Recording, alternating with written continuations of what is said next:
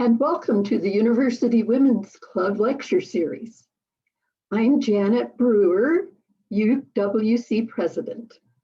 Today's speaker, artist Bill Stoehr, will be officially introduced in a few minutes. But first, we will spend a little time on UWC-focused announcements and business.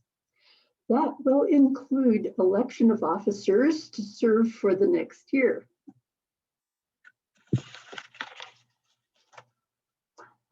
I would like to highlight our COVID-compliant non-brunch opera event, which will take place on Sunday, March 14th at 12:30 p.m. via Zoom.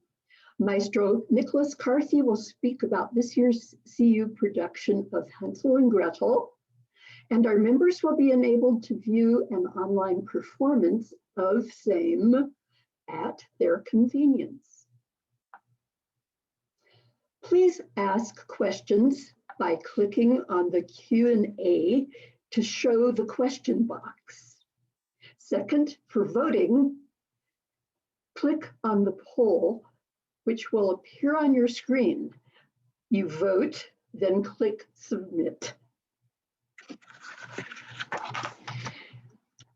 We announced in messages that the nominating committee, chaired by Arlene Gerwin, along with members Diana King and Kathy Herder, has proposed a slate of elect officers for 2021-2022, who will serve in our principal positions for 2022-2023.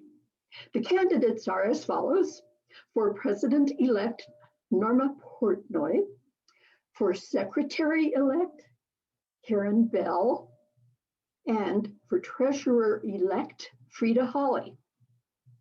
According to our bylaws, further nominations can be made from the floor, provided the nominee consents. Are there any other nominations for any of the three positions? If so, please indicate this by raising your hand, which you can do from the participants list or from the bottom of your Zoom screen under reactions.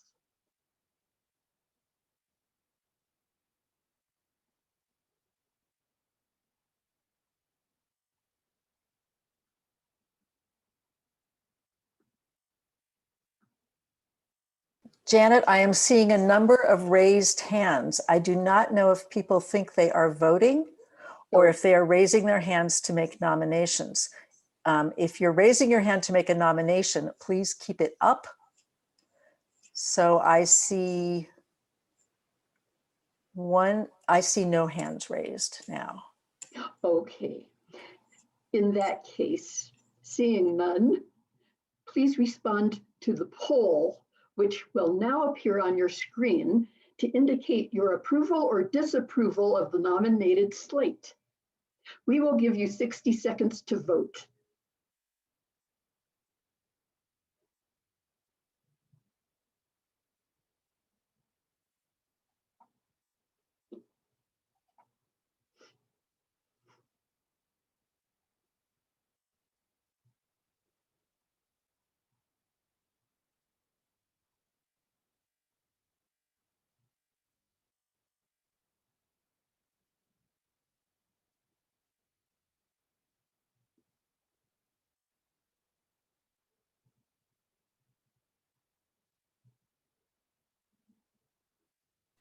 The results are on the screen, Janet.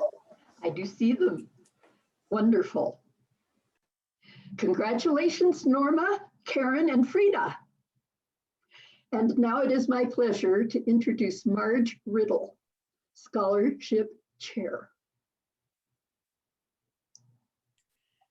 Well, now to the really important business for the day. I'm smiling. Attending to getting our leadership team in place, as we have just done, is of great importance, and congratulations to our new team. But so is attending to our scholarships. So I want to let everyone know that at our next board meeting, we will decide on the amount we can offer in scholarships this year, which depends on what our donations are. To help members get a more personal feel for what your donations do, we decided to tell you a little about the life story of Marissa, whose picture you will see, and who was one of our 2020 scholarship recipients. Marissa launched herself from a childhood in a very small rural town in Western Pennsylvania to now being a successful aerospace engineering student with big dreams.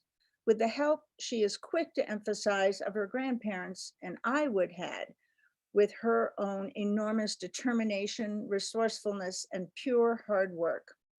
Marissa says her favorite book is Endurance by the astronaut Scott Kelly, a word that so well describes her as she went through many setbacks. Among others was an undiagnosed medical condition that caused her to lose her first university scholarship. But she was able to rebound with appropriate diagnosis and treatment and set about regaining her goals. Eventually, that effort resulted in her being accepted into CU's aerospace engineering program.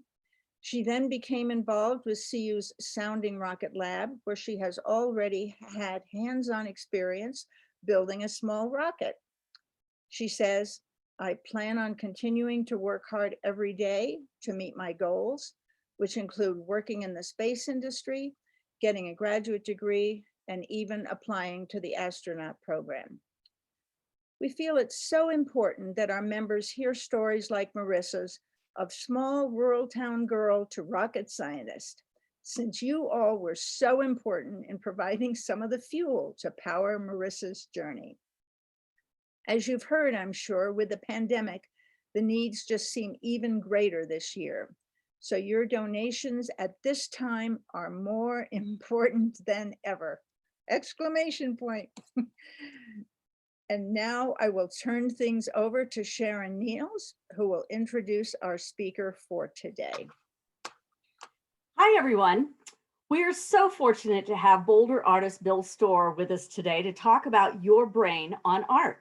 Bill is a prominent expert in the field of the brain's response to art, so much so that he has been chosen to speak at tomorrow's National Institute of Health's Drug Abuse Awards ceremony. Bill studies neuroscience as a map to enhance his artwork. He is involved in exploring the emerging field of neuroaesthetics, which suggests that science and art are different sides of the same coin.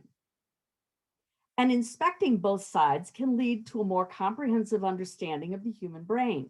In other words, how the brain processes, responds to, and creates art. A greater understanding of the brain's response to art can lead to improvement in education and medicine, in particular treatment of drug abuse and substance abuse and mental health issues.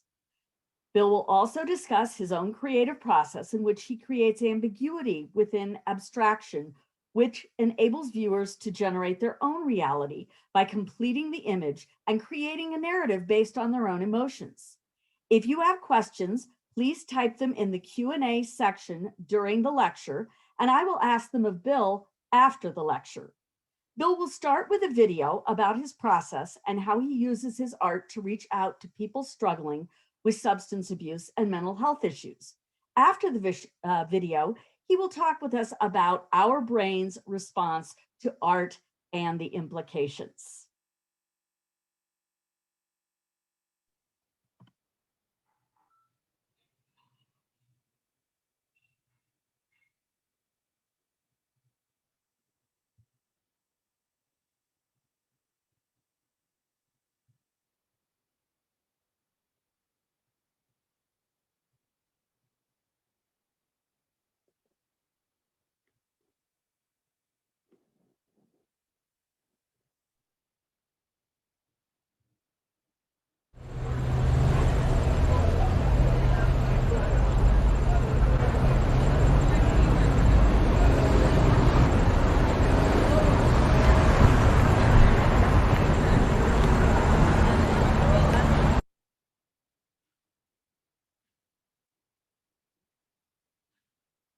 I paint to make a difference.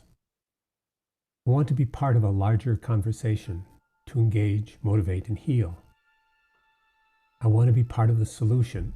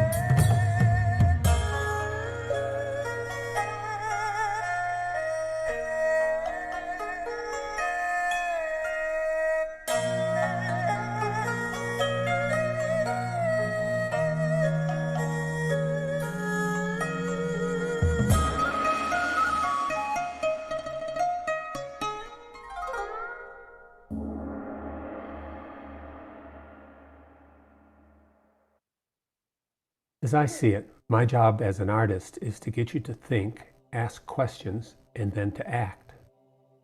So where do I start? Can I spark an honest discussion to help remove the stigma that covers up and hides issues? I know this means tackling the human condition with all of its suffering, as well as the perseverance, forgiveness, and love. And in the end, simply being affected doesn't cut it. It means getting help.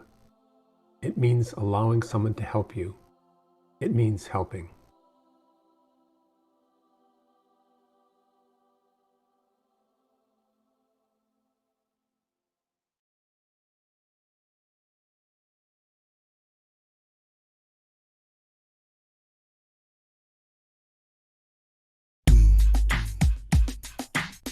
The paintings are very much abstract paintings. I love this juxtaposition of abstract over parts that are very realistic. And so you've got a painting, maybe an abstract when you're close, and when you back up, you all of a sudden see the person that looks very real to you. So I'm always playing with color and line, and I like to spill paint right on my paintings. I like to move it around. And this is basically random events occur as a result of this. It's like a map, isn't it? It's like rivers in Alaska showing up on a map or on an aerial photograph. The drip on a painting may be random, but what I do with it is not. As artists, so many of us are looking for reality in some way. And so I guess I'm looking for the playfulness and the experimentation and the excitement of pouring paint and to move it around with my squeegee. And it's all part of the fun of, if this isn't fun, then why am I doing it? No, actually, that's interesting that I said that, because on the other hand, I think as an artist, I have a responsibility to speak to the times, and the times aren't necessarily fun.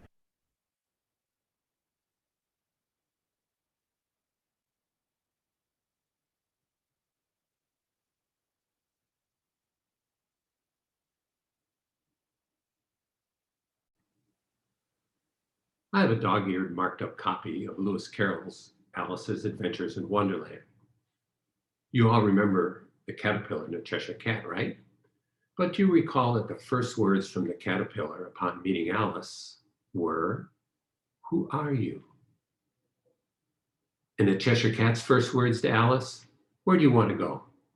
Who are you and where do you want to go? Having the answers to these two questions put me on the road to finding my artistic voice. That's my passion and the road to get there. But I'm not there yet. The most important question is, well, we'll talk about that later, because now I'd like to take you on an adventure to explore my art, my message, and the science behind it. Lots of things influence me. Ideas seem to come out of the blue, but I guess my art is most influenced by the ideas of the early cubists and my interest in the visual brain. For a long time now, artists have intuitively known what scientists are now confirming: how we create, perceive, and respond to art. Leonardo, Michelangelo, Vermeer, Monet, and Picasso all understood a great deal about visual perception. Did they know that while our eyes take in a puzzle of light, lines, and shapes, our brains pull it together, figure out what it is, and then decide how it feels about it? My art focuses on victims, witnesses, and survivors. Let me tell you why. My sister OD'd and died. She was 57. I tell myself that it wasn't suicide, but rather an accidental overdose washed down with a bottle of vodka. Emma used booze, pot, and meth in high school, but when she had the first of her failed back surgeries, prescription opiates invaded her life. And when the pain continued, the doctors were all too willing to prescribe more to this known addict. And of course, this wasn't something we talked about. The trusted small-town family doctor said her spinal afflictions were the result of her falling down when drunk, which she did, but he misdiagnosed the cause. He couldn't see the beautiful woman behind the drunk and addict. He couldn't get beyond the stereotype, the stigma. AA didn't work. The intervention failed. She was kicked out of her first residential treatment program. But on the third day of a marathon heart-to-heart, as I talked and pleaded and cajoled, exhausting all of my ideas, from out of the blue, I promised Emma that I would paint her portrait if she went back to rehab. The door opened just a crack. She agreed. And for 5 years, she seemed to be in recovery. It was wonderful to see her laugh and smile. But then her beautiful husband died, then more back surgeries, more pills. She relapsed, she died. There is this little voice in the back of my head, always whispering, what good is your art? What does it accomplish? Does it matter? I started to broadly explore victims of violence, bigotry, and addiction. Viewers interpreted my work with their own subjective context related to their own experiences, which is what I wanted. But again, the voice returned and asked, how can you honestly relate to these issues? Well, I can relate to addiction, not as a victim, but as a witness, and I know about stigma. Stigma suffocates discussion, impedes action, causes pain. Emma OD'd, but maybe to the millions affected, I could be part of the solution. Stigma was the place for me to start. With alcohol and drug abuse, it's never just one person that's impacted. And so the faces I now paint are the faces of all those affected, the victims, the witnesses, and survivors. Now back to Cubism. I was never a fan of early Cubism. I certainly understood and appreciated its historical significance and appreciated it for the new ground that it broke. But 10 years ago, I went to Madrid and witnessed Picasso's Guernica, arguably the greatest painting of the last 100 years. Everything changed. Guernica exploded my brain. I could hear the screams and feel the flames burn my flesh. I was there. I cried. It was a reality beyond paint and canvas. I was driven to understand how Picasso did it. This was a reality that from that day forward became my goal, to elicit a reality that is more than a simple image, and I want to provoke you into creating it in your own mind. I studied everything I could find about the early Cubists. What were they thinking? What did they talk about? Most of their writing centered on the multiple viewpoints, lack of perspective, and the fragmentation of forms. But as I dug deeper, I learned that it was their goal to cause you to experience a painting in a way that is more than simply observing an image, to evoke a greater reality. They discussed how they could experience the fourth dimension, the passage of time with multiple views, memory cues, and the exclusion of techniques that freeze an image in time like perspective and lighting. Today, scientists say the Cubists were really onto something. I don't see a snapshot of you. I discern light, lines, and shapes, and I process them along with a wave of non-linear memory images and other cues, which I recognize as you. I think that to our common sense, this changing flow of multiple images suggests the passage of time. Sensing change may be a way that we get a taste of this greater reality. So I try to introduce change into my art, change in expression, mood, color, shape, and more.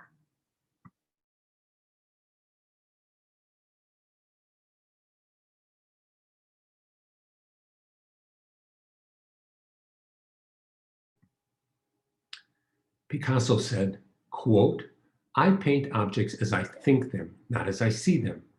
And when it is finished, it still goes on changing according to the state of mind of whomever is looking at it. A picture lives only through the person who is looking at it," unquote. Picasso is telling me that I lose control of the painting the minute I quit work on it and it is seen, experienced, and interpreted by others, and that meaning is subjective and never fixed. Picasso knew that we see not with our eyes, but with our brains. We are captive to our own experience, perspective, and anxieties. They influence our perception of meaning, also reality and truth. I want you to have a new and different experience over time each time you recreate my portraits with your own mental image, narrative, and emotions. Can I entice you to perceive and experience a greater reality, a reality of your own making? I now had a goal and a purpose. I was in search of Picasso's greater reality, and my cause was addiction and stigma. So I pursue this greater reality with visual effects that other artists have used and some new ones that I stumble upon, which as it turns out are of interest to science.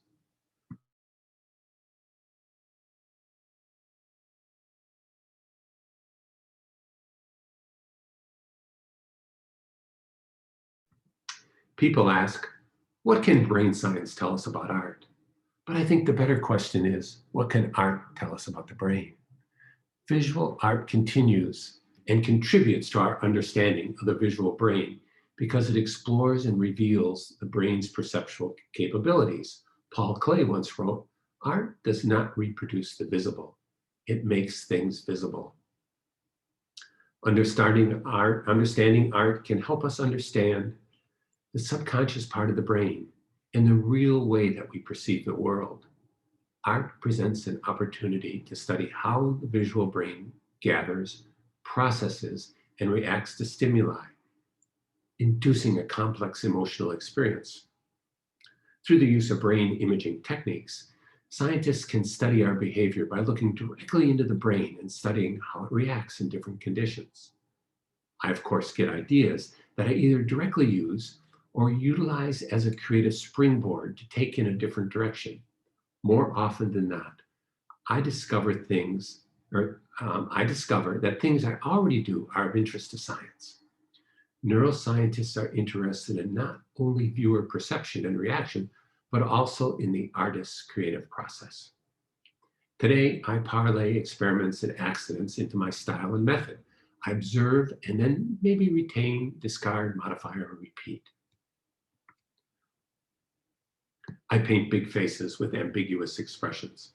I paint one face only on a canvas either 4, 5, or 7 feet high, and always of the same relative dimensions, so they hang well together in a coherent exhibition. It turns out that one figure on a canvas can produce greater empathy than more than 2. We just don't react to more than 2 people in an image. When I first began to investigate victims, witnesses, and survivors, I wondered if it was effective to paint an event and its aftermath, as Goya did with his Disasters of War, or to paint the face of a single person observing or experiencing it. I went for the latter because I think I can evoke greater empathy with a single face. We are attracted to faces, right? It's our nature. Look how babies respond to faces, how they mirror our smile. This is no accident. We are probably hardwired for this. I paint a lot of self-portraits. Here's a very early one. For little kids, faces are where it's at. This is important to them. It's as if we don't have bodies, just faces with arms and legs. We devote more brain power to studying the details of faces than to any other object. Here is a friend's granddaughter's drawing of her pregnant mother. Eye contact tells us that we exist. We are drawn to eyes, and so I exploit a shared gaze. When eyes lock, you are invited to slip behind the other's eyes and see what they see. Now, this is what I mean by a shared gaze. Watch closely. And in the eyes, just by chance, I started using small amounts of discordant colors that are complementary or generally opposite on the color wheel and of equal value. Now, what artists call value, scientists call luminance. Color value describes the degree of lightness and darkness of a color. If you take a black and white photo of 2 different equal value colors, it will be difficult to differentiate between the 2. A neuroscientist friend asked me why I was using equal luminance complementary colors and how did I learn to do that? Well, I said, I put green in and had just read where the artist Wolf Kahn said, when in doubt, put purple next to green. And I thought, well, while I'm at it, why not also add red, the complement of green, and how about some orange? People said they looked real, but real When did you see someone with orange, red, green, and purple eyes? And my friend said, it doesn't matter. The color didn't need to be accurate to seem alive. The equal value complementary colors tricked you into thinking they were lifelike. Equal value complementary colors seen together throw our brains into a tizzy. Now look what happens when I convert this image to black and white so you can see they are basically of equal value. Monet knew how to use discordant color, but he probably didn't know that cones capture line and color and rods capture value and shading. He didn't know that they respond at different speeds, have separate neural pathways, and are processed in different parts of the brain. He just knew he could make red poppies in a green field sway in the breeze, or the early morning sun glow and shimmer on the water. Now that I have your attention with seemingly real eyes, I can start to do other things with line, shading, and color. Vague and scribbled outlines, caricature, and unfinished sections become part of a recognizable whole as you complete the portrait your way. I give you some raw material along with some realistic cues, and you make the person real. Michelangelo knew this, but experts insist that 60% of his sculptures were unfinished, non-finito. But the figures seem to emerge, crawl out of the marble block. Neuroscientists are now saying that Michelangelo understood what he had done and that he wanted us to finish them. What is the goal here? To have a skillfully crafted painting or sculpture, or to have a raw, engaging figure for you to complete and make real with your own perfect mental image. Now let me take this to the extreme and show you the painting that always causes the strongest reaction. Some tell me that I captured exactly how they feel.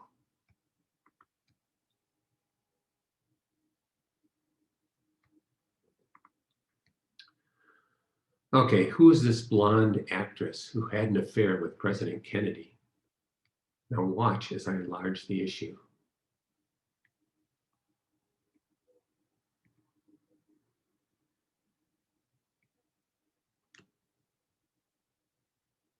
This is all because of our rods and cones and how they interpret lines and shading.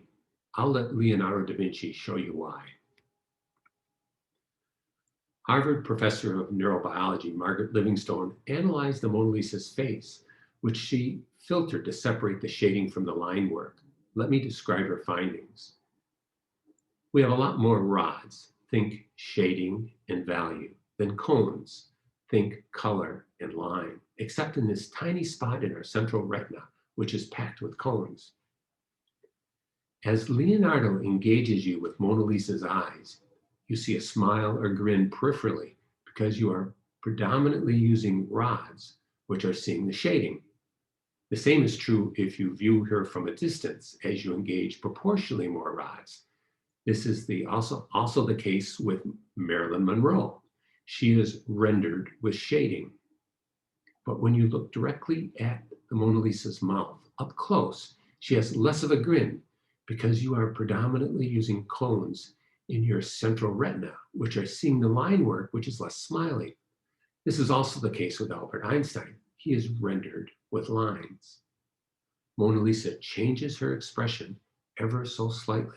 She is ambiguous. You are never quite sure what she is thinking. Leonardo has given us inconsistent line and shading cues.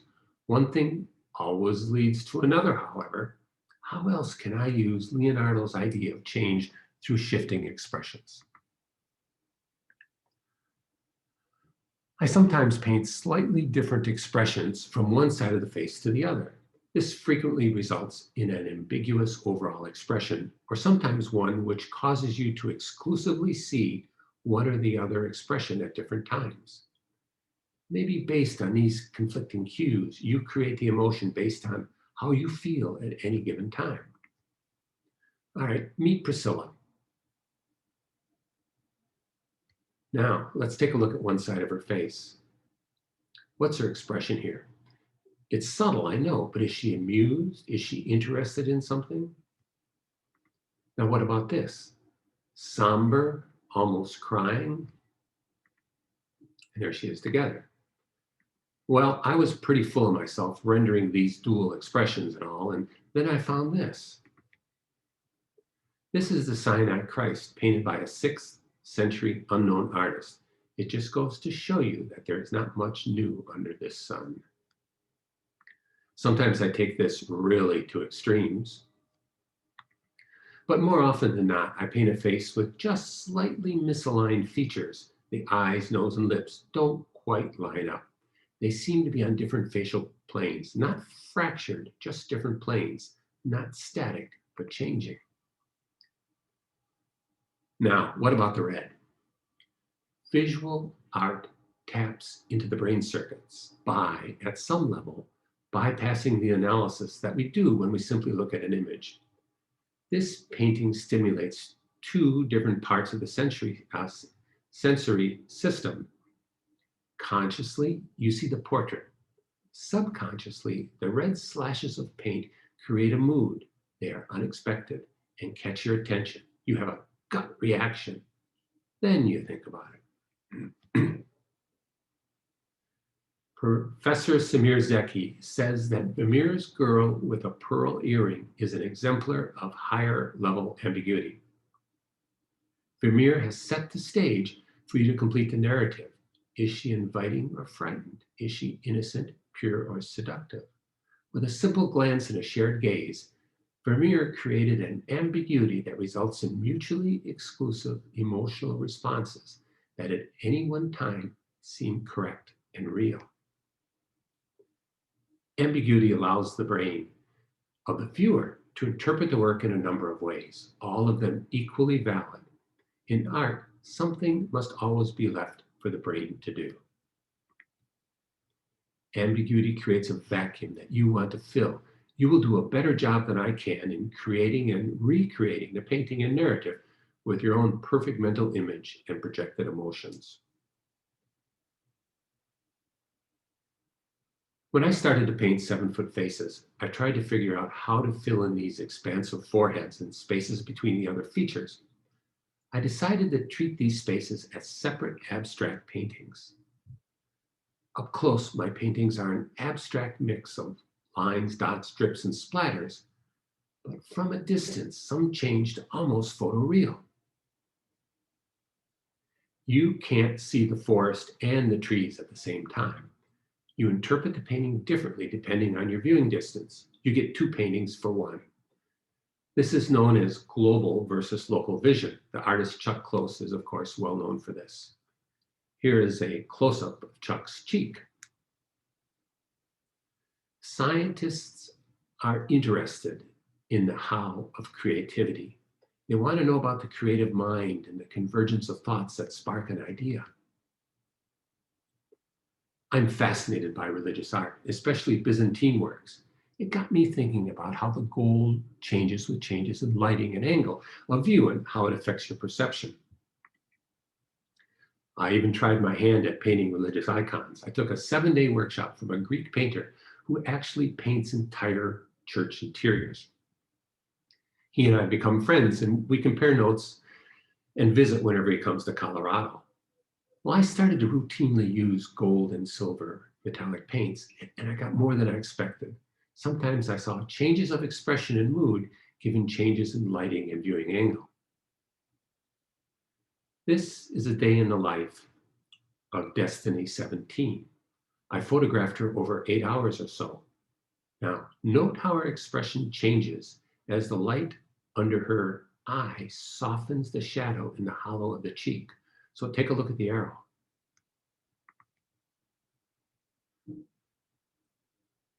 I'm interested in the gestalt of grand churches. Here I am in Florence, making my way to the front pew. I sit on a hard bench and then I slide over. Light from the stained glass windows illuminates dust particles in the air. I gaze up at the arched ceiling and soaring architecture. There's a lingering smell of incense. I hear the chants and feel the pipe organ resonate, even though the choir is empty. And then looming right in front of me is Titian's Assumption of the Virgin. It takes my breath away. I stop breathing. Time is frozen. It hits me. I realize then and there that the total environment is consequential. I can magnify the impact of how I design the total exhibition. I try to make an exhibition an event. Once I enlisted a fire dancer in black body paint to enter a packed gallery opening, take a painting off the wall and start it on fire. I can't always do that, but at a minimum, I understand that the gallery is my canvas.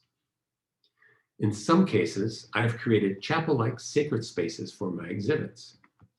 Here is an example of an installation I'm currently thinking about. I'm toying with projecting a large image over the altar.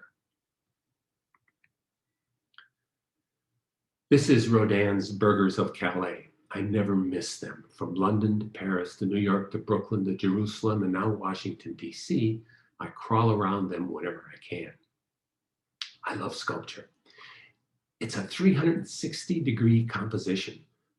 What can I learn from sculpture? A lot. The burgers have chemistry, but when the individuals are occasionally rearranged and repurposed, everything changes. Individuals change and they react differently to each other, as you see here. What happens if I establish groups of paintings? How can I repurpose them? How can I create change for the viewer? How can I make it a more intimate experience like crawling around the burgers?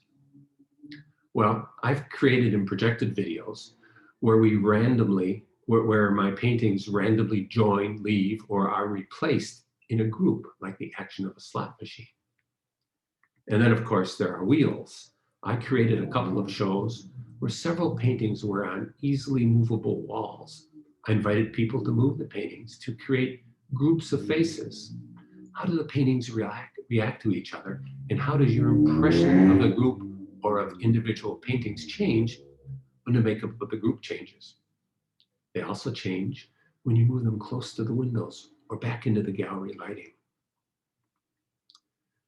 One day, I'm wasting time in the Boulder bookstore just paging through a book about the Omo Valley tribes in Africa. They are body painters, and they might change their paint 3 or 4 times a day, kind of like dressing for dinner at Downton Abbey. Of course, you know where I'm going with this.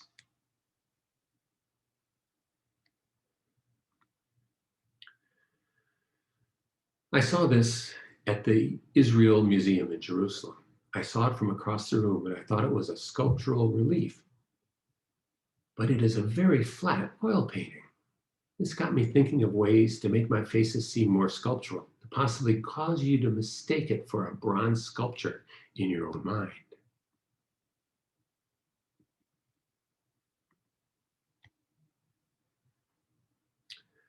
I'm a fan of Franz Klein's.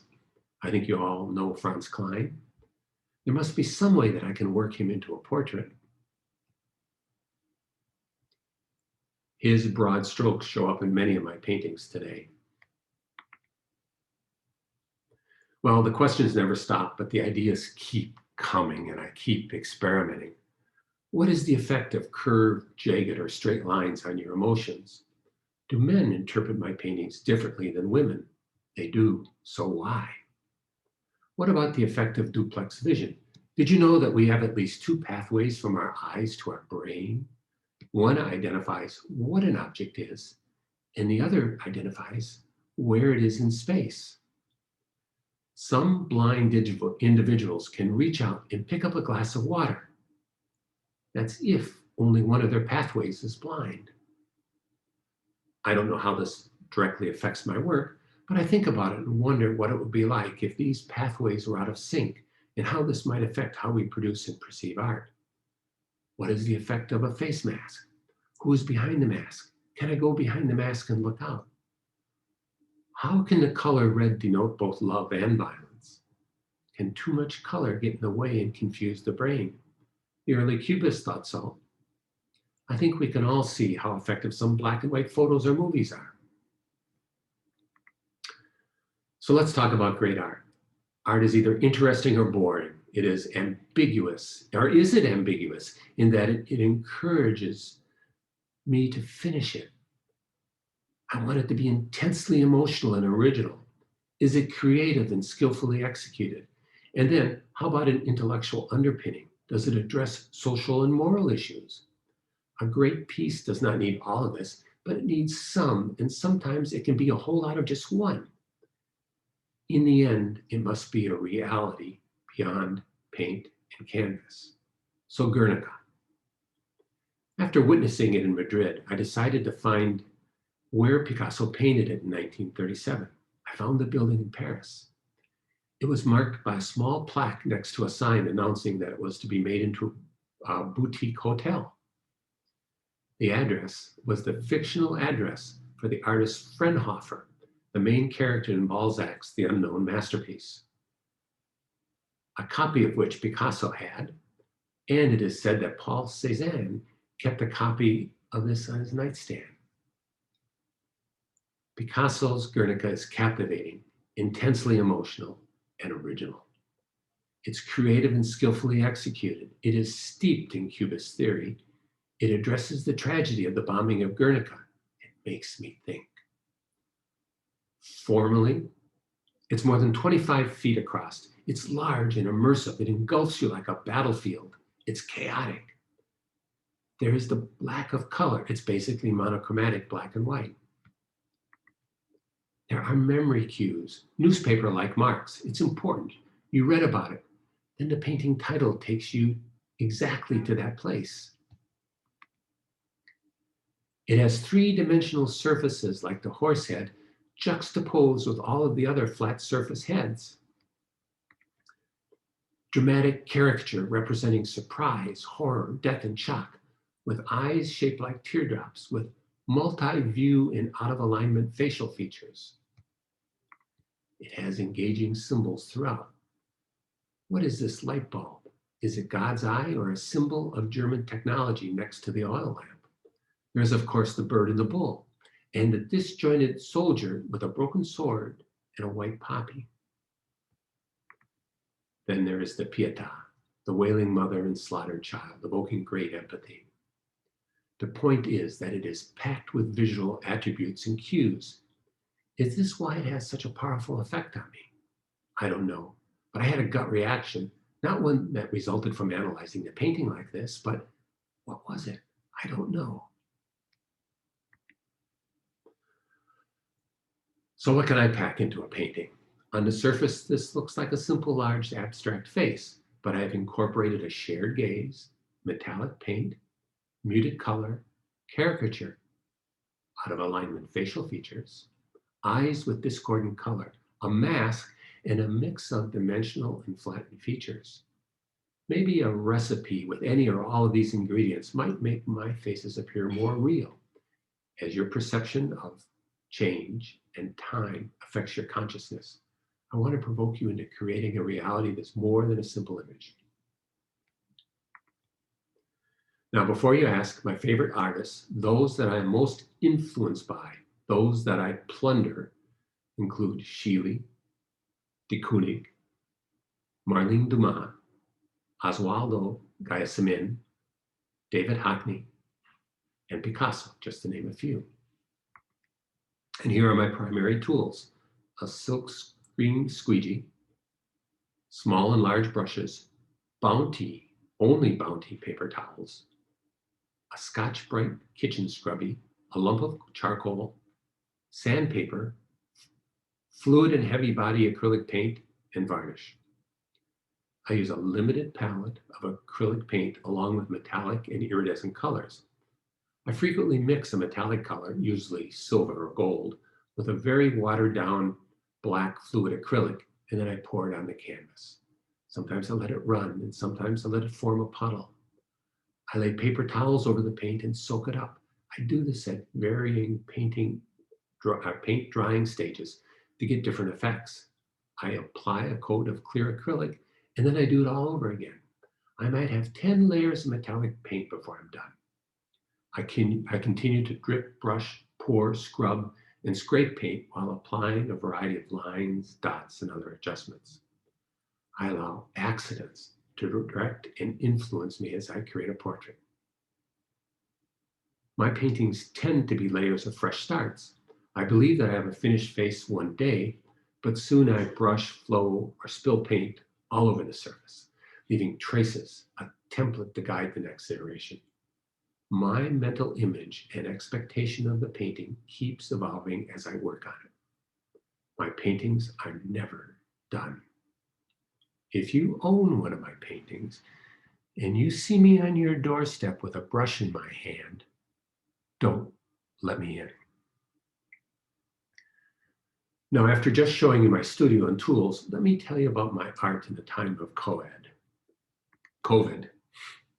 Our son and his wife had their hands full with work, a second grader, online school, and a newborn. So we decided that we wanted to be with our family and help where we could. We closed up our Boulder home and temporarily moved to the Washington, D.C. area. Because of this pandemic, I've had 3 solo exhibitions postponed. I lost an audience at the worst possible time. It didn't make sense to set up a studio in DC. Well, it was time to reinvent myself. I went digital. I have an iPad and I have an extensive online following. Time to put it to greater use. I can't experiment with paint drips, but I can experiment with layers of color. I miss throwing paint and making large sweeping strokes with my large brushes. But I also recognize that much of my painting is done with small brushes as I place tiny micro dots, lines, and other marks across the surface of each canvas. I love the scale of my 7-foot canvases, but now I can digitally project them billboard size. I love the way my paintings hang together on a gallery wall, but now I can animate them and create a never-ending, always changing virtual exhibition. I love experimenting and learning new ways to handle paint, but now I'm learning and experimenting with iMovie, Photoshop, and GarageBand.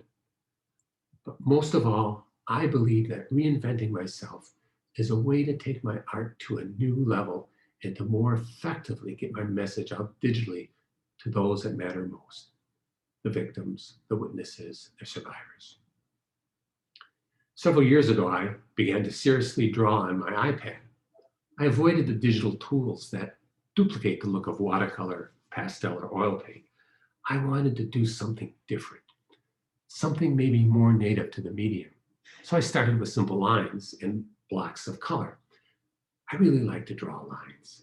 I create lines from life. Can I capture essence with a line, that the line no longer looks like a person, but has that person's qualities? This is lane dancing. Do you feel her gliding across the room? Sometimes my joy of lines migrates from my iPad to a 7-foot painting.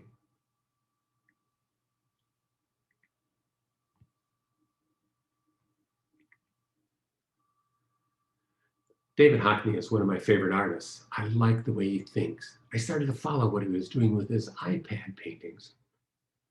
Then in 2012, I went to his exhibition at the Royal Academy in London. It was an expansive, eye-opening, visual experience that showed me the potential for creating large-scale art on my iPad. I'm looking beyond lines and seeing what else I can conjure up with the medium. You saw a few of them in the opening video. Here are a few others. I start with very high-resolution images of iPad drawings or my own existing paintings, which I take into Photoshop on my iPad. I repurpose them by adding a range of lines, marks, and other graphic elements. I then have them printed by a museum-quality fine art printer on metallic paper, which is fused to a large aluminum panel. They are original and significantly reworked and enhanced versions of my own work. I also incorporate them into video presentations, ranging from a simple projection or TV display with multiple images to a full-blown video short. Well, it turns out that the little voice in the back of my head was none other than the art critic, Robert Hughes.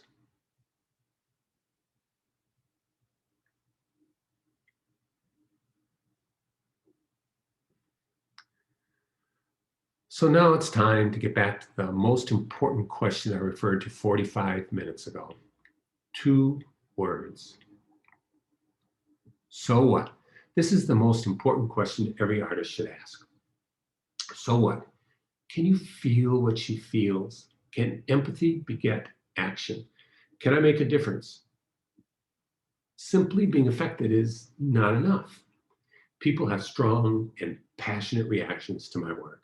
Some cry. They share their heartfelt stories of loved ones, families, whole communities devastated. They paint a picture of the suffering, the terror, the chaos, the uncertainty and helplessness, but they also describe resilience, forgiveness, and hope. Some say they intend to get help or take the first step to finally start that intervention. Some thank me simply for recognizing them. I exist. I am not alone. I have more than 300,000 social media followers. Some write to me. One woman wrote and said that after seeing this painting that she knew I understood her and that she wanted to die. The next morning, she looked at the very same painting and this time saw hope in the woman's eyes, and she then understood that she too could have hope. She said, "You saved my life." I want to start conversations to cause people to relate, respond, and take action before it is too late, to be part of the solution to help erase the stigma. Emma said that she was evil. Oh my, where did that come from? No, you are not evil. No, you are not alone. Yes, we can discuss this. Yes, we can get help.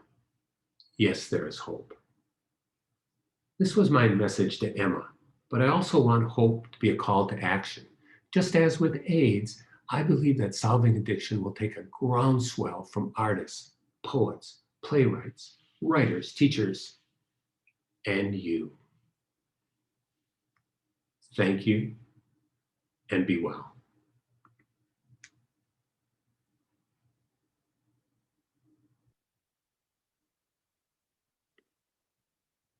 Thank you so much, Bill. That was absolutely inspiring and thought-provoking, and we have some questions for you.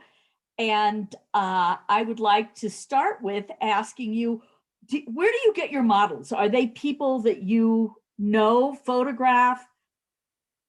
What's Sure. the process? Sure. You've probably seen most of them walking around Boulder. So,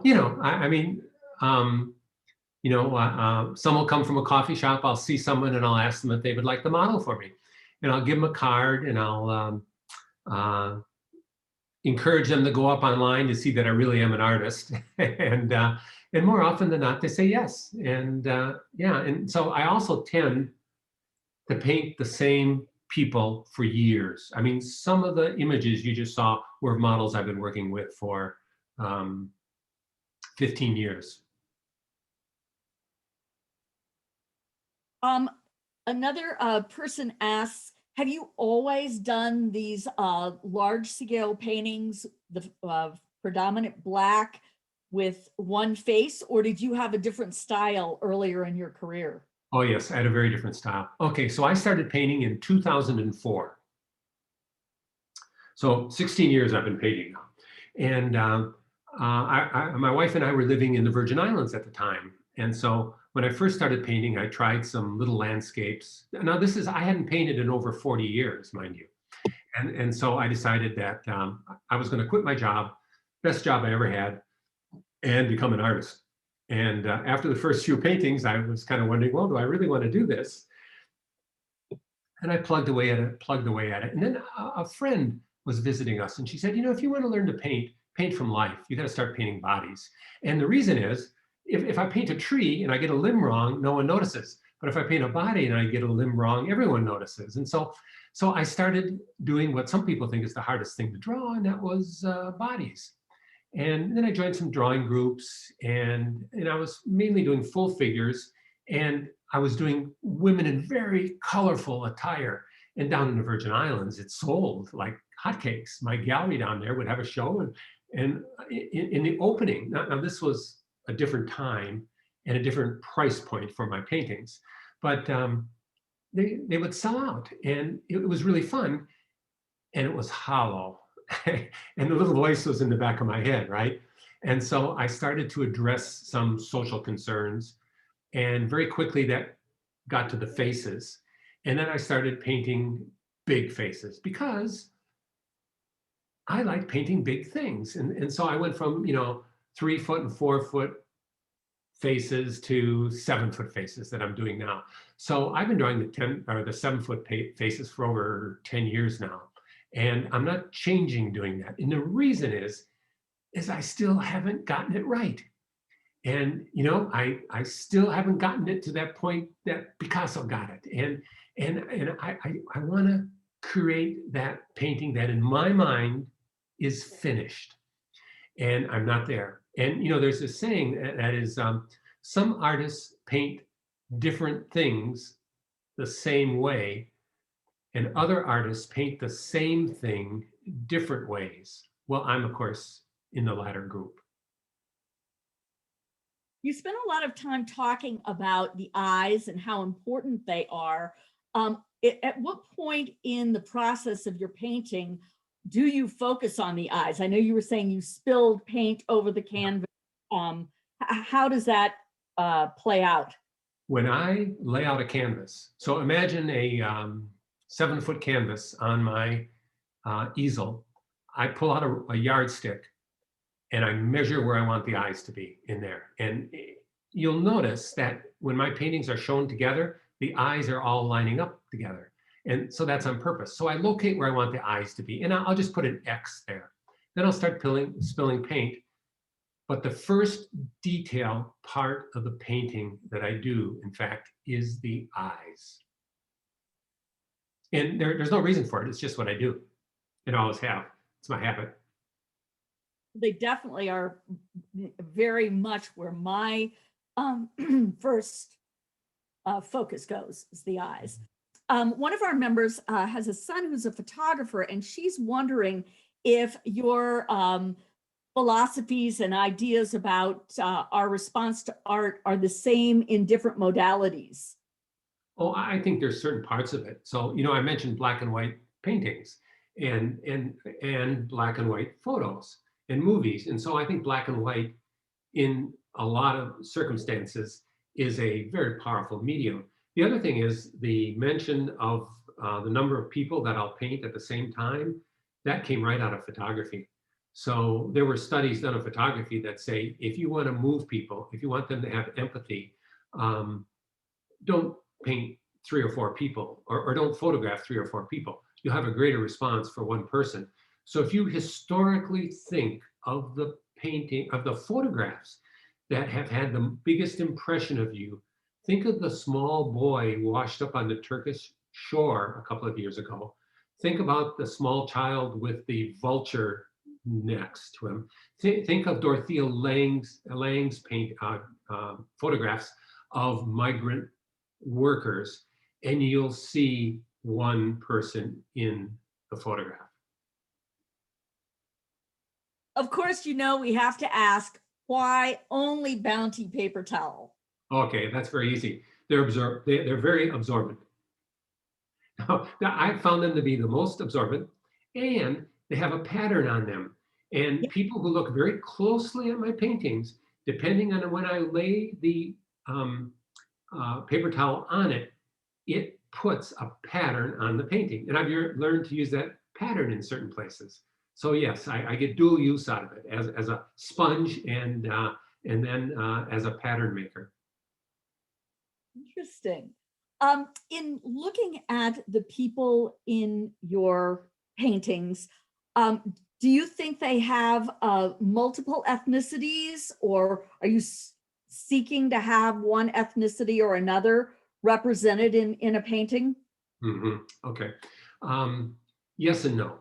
So it turns out that when I first started painting, I was painting in the Caribbean, in the West Indies. And so I had models that I was using, and I was working with an art group that we had who were West Indian women.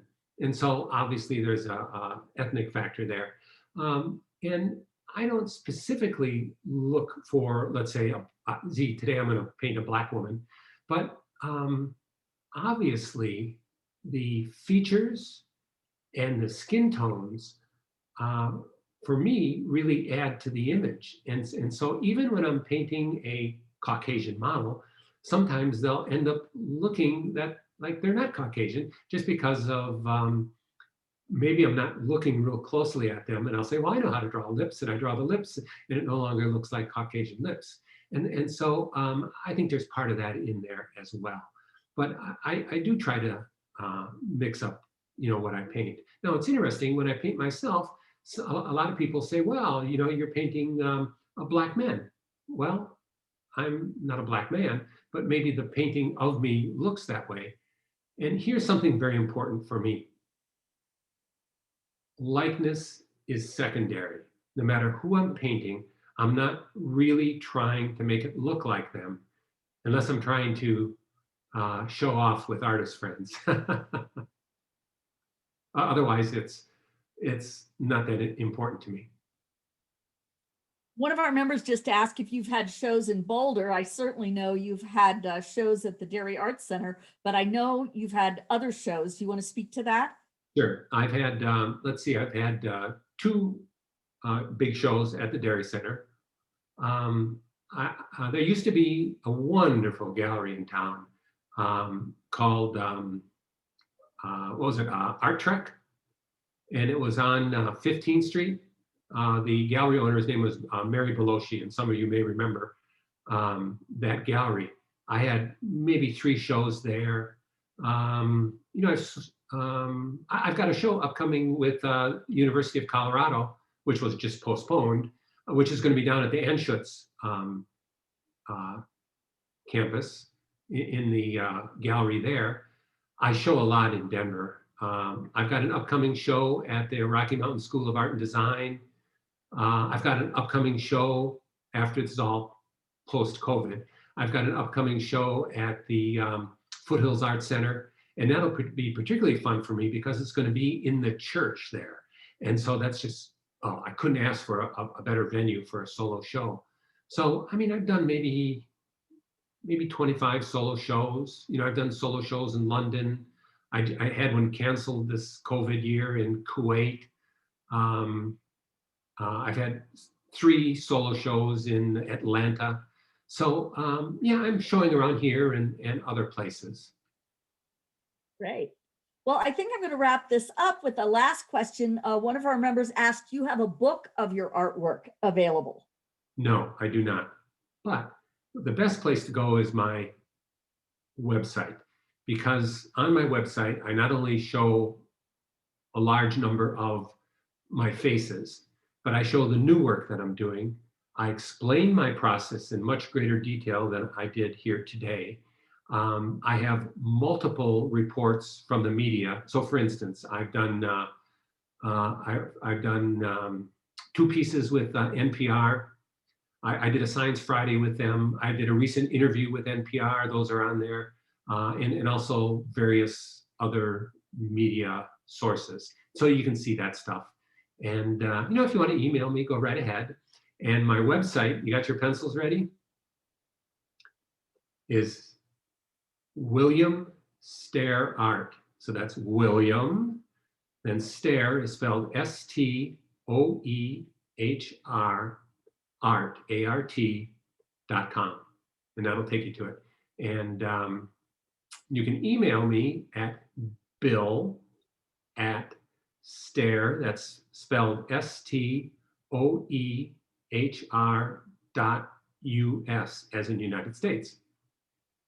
And of course, I've got close to 300,000 people following me on Facebook, so you can go up to my site there, and Instagram.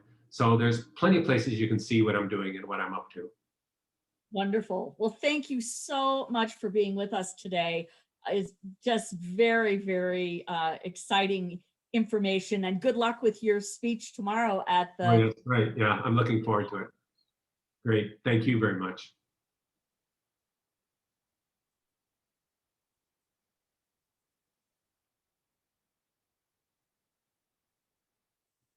Just wanted to let everybody know that the lecture next month, March 9th, how to prevent yourself from becoming the victim of crime. This is going to be 2 experts from the Boulder District Attorney's Office. And they're going to advise us how to protect our money and identity. You'll learn about the most frequent scams, including the latest scams related to the COVID-19 pandemic. And you'll learn ways to recognize and avoid these fraud attempts, whether they're coming by way of phone calls, text messages, email, social media, or even at the door. The speakers will present information about identity theft and ways to keep your personal and financial information safe. So please join us in March and stay tuned for more information about our opera non-brunch on March 14th and our scholarship non-luncheon in April. And thank you all for joining us today. I'll turn it back over to Janet.